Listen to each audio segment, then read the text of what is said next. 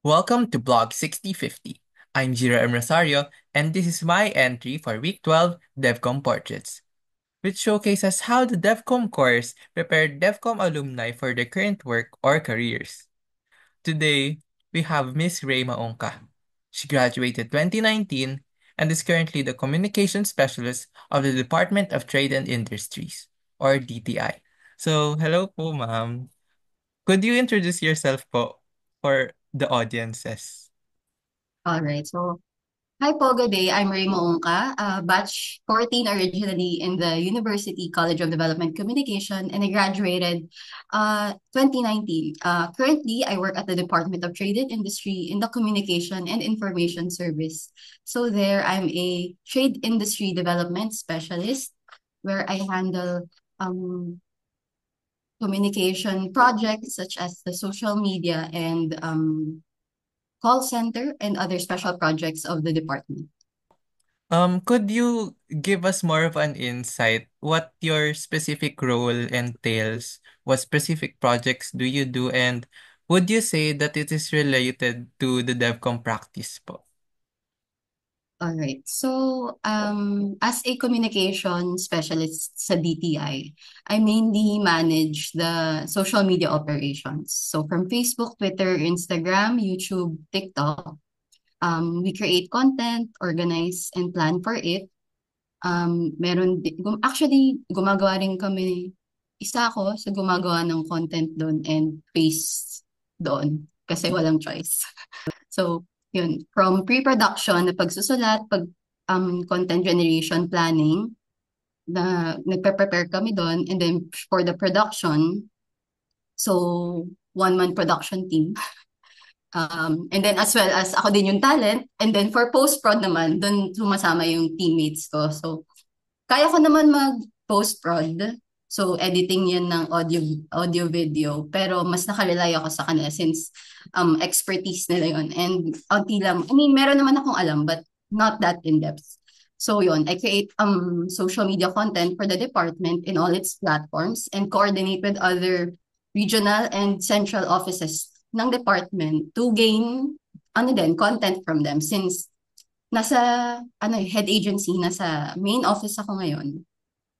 Nagsisiphon kami ng content from other offices ng DTI all over the Philippines. So yun yung isa kong task as a SOCMED manager. And then ang isa pa doon is yun yung since meron tayo ng production aspect na yun, meron rin tayo ng reporting aspect na yun. So hindi lang tayo nagpo-produce ng materials na ganyan since performance-based naman talaga and as kailangan natin ng key point measures para mag-gauge kung effective ba yung performance ng ginagawa nating content, gumagawa rin ako ng reports. So dyan dumadating yung data analytics sa performance ng mga content na nilalabas natin sa lahat ng platforms. Kung effective ba, nakaka-engage ba tayo sa ating followers, kung mataas ba yung reach natin. So yun yung SOCMED side. And then coordinator din ako para sa DTI call center.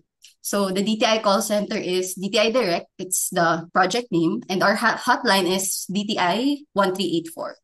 So, 1 DTI yun. Kung titingnan yung equivalent nung numbers and letters sa keypad, 1384 siya. So, pagdating naman dito sa call center, kasi, marami tayong channel sa call center. Meron tayong hotline, may SMS, may SOCMED email, as well as face-to-face na public assistance desk. So, related din to sa aking SOCMED responsibilities since mataas yung numbers na nare-receive natin mula sa SOCMED platforms natin na nanghihingi ng information regarding sa negosyo, consumers, as well as businesses and investments and exports. Yun kasi yung mainly hinahandle ng DTI. So, pagdating naman doon, tumutulong ako sa daily operations ng contact center natin, pag-escalate ng mga questions papunta from our agents to the different DTI offices. So, nag-i-inquire, ang magiging process niyan is from our client, mahinging information. Kung hindi alam ni agent natin kung ano yung sagot, i-escalate yun sa amin para ma-forward natin sa iba't ibang DTI offices. So, yun siya. So, kasama din dyan yung lagi may reporting side sa lahat ng projects from the um, main project na operations, na daily operations, meron tayo ng reporting side lagi sa dulo para ma-gauge natin yung performance ng project natin. And then, ano pa ba? Currently din, magkakaroon ng chatbot, DTI chatbot na project, si DTI. So, na-onboard din ako doon to head that and to coordinate its operations sa ating different DTI offices. So, ito naman si DTI chatbot is magiging internal for the internal use of DTI and for the external use of our DTI clients. So, the chatbot will be used for the customers na magkaroon ng mas madali ang pagbato ng sagot at ng tanong tungkol sa mga DTI queries natin. So on consumers, negosyo, and other DTI-related queries. Lagi kasi may special projects along the way. So hindi lang siya nakukulong dun sa mga tatlong projects na yun. Kung ano man yung maging utos from the Office of the Secretary or from Malacanang, we have to provide assistance and support in creating information or other knowledge materials for that. So, So, would you say po that your current job is directly related po in the DevCom practice? alright. So, super related siya. Kasi 'di ba, lagi sa DevCom courses natin, from DevCom 10 hanggang sa dulo. From writing, from production. Generalist curriculum kasi. So, sumwak siya na ganun. You have to be a one-man team, lalo na sa government, national government agency. Though meron naman tayong budget, si government for that. But it's really helpful na marunong ka dumiskarte. Kasi, ano siya, though, yun nga, meron tayong budget, may expected tayong may resources tayo. Pero bilang ikaw, dapat handa ka, as a communication graduate, dapat handa ka to fill any role na mapasok ka. So may it be writer, may it be editor, scriptwriter, or voice talent, kahit mismong on-screen talent, dapat ready ka. So, feeling ko ang pinaka ma-relate ko dito is si Ma'am Melds. Ayun siya. Ano siya, kawayanihan yung namin. Kawayanihan, tama. Yun yung title ng project namin. Distance learning yata yun. So it's a bamboo project na kailangan naming isagawa sa Barangay Bayog since Bayog is bamboo siya. So parang yun yung naging chosen naming audience and place. So pagdating doon, kung anong basically yung ginagawa ko ngayon, yung pagsusulat ng mabilisan, yung pag-record ng voiceovers, yung pag-shoot, kailangan ready. Tapos minsan, sa line ko ngayon, kailangan prepared ka kasi magkakaroon bigla yung undersecretary ng bump off sa schedule. Tapos, oy, pwede ka maisingit dito. Since staff ka, you have to adjust to the boss's schedules. So, yun, ma-apply din yun. Kasi pag nasa field ka, lalo na nung sa DevCom courses natin, dapat ready ka for anything, di ba? So, kahit yung mismong minor technicalities na pag-adjust ng audio, pag-adjust ng screen settings, dapat ready ka. So, I can say na very swak siya na kung ano man yung mga tinuro sa atin sa lahat ng DevCom courses natin, very applicable siya ngayon sa sa pagiging communication specialist sa DTI and kung ano mang responsibilities na ginagawa ko. Could you give us some memorable experiences during your time as a development communicator in training po? Ayun, alright. Sige, so yun, babalik ko yun dun sa kawayanihan namin na project. May time noon na kaming buong section, ano kasi yun recit class namin siya. Tapos lahat kami busy, lalo na yung iba kong classmates. Isa dyang, that time, may vacant ako, tapos yun lang din yung vacant available schedule ng aming resource person. So, I had to go somewhere to shoot her, tapos ako lang mag-isa. So, yung pag-set up ng light, ng audio, ng camera, kahit yung script, habang papunta ako doon, si Sir Mar actually yung ferry sa akin papunta sa location shoot. So, kinailangan kong gampanin yung role na yun. very memorable kasi siya sa akin kasi lagi ako nag-SOS sa chat namin na, team, paano ba to? Guys, patulong naman. Tapos nagpapanik na ako. Pero ang nangyari is, naigaod ko naman siya. So, naging useful naman yung trip na yun. Ang dami naming footage ang dami kong footage na nakuha. Tapos, nagamit siya for the episode na gagawin namin sa weekend. So, ayun.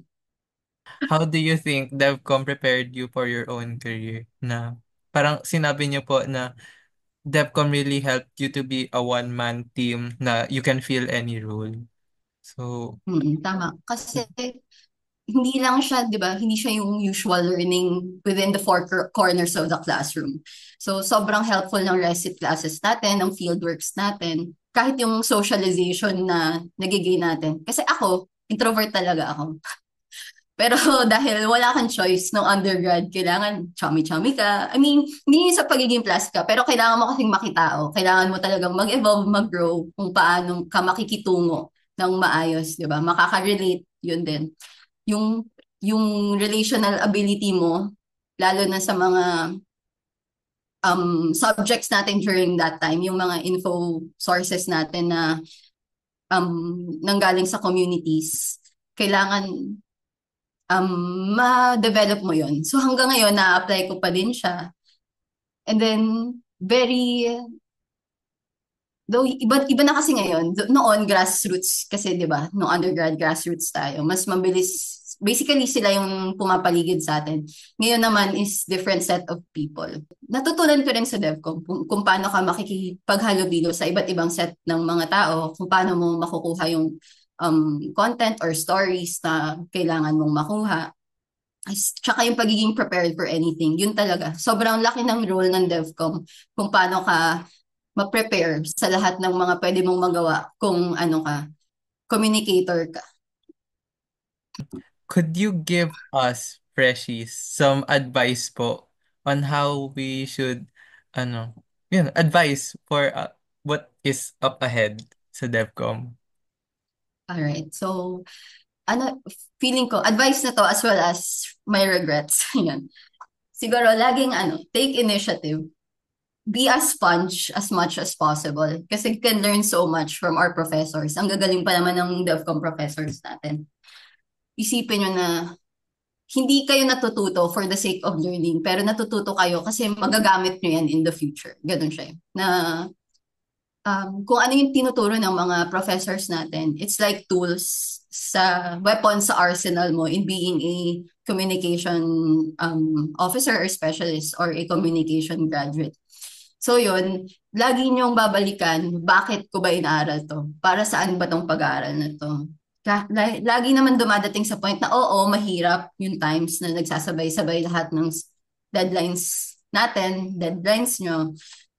Pero it's just a matter of paano mo kakayanin ng ganon. Kasi hindi mo maiiwasan eh. Reality talaga siya eh. Kahit na you can be the most organized person, but life throws something at you and then everything goes haywire and you have to be prepared kahit na last minute na siya.